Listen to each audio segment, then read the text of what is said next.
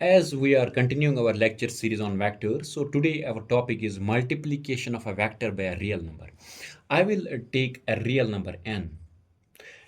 It can be either positive or it can be either negative. Suppose I have a vector a vector and I will multiply this vector a by a real number positive n.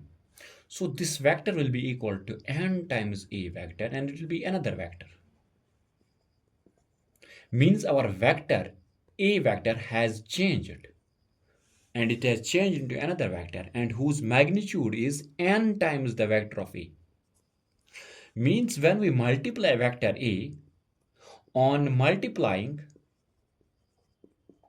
vector a by a positive real number,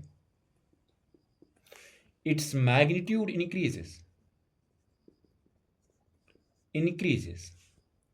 and it increases n times if n is real number.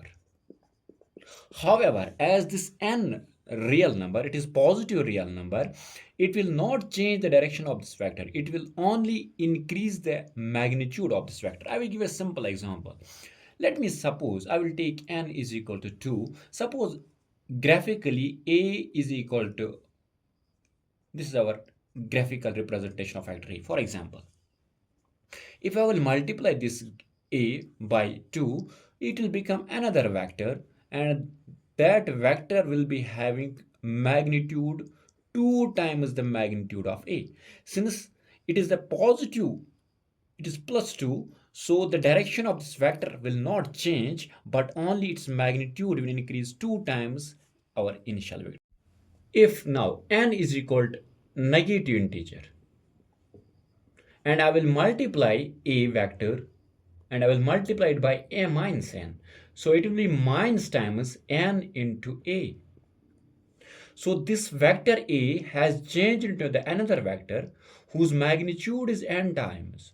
But this negative sign indicates that the direction of this new vector has inversed or it is opposite to the vector a.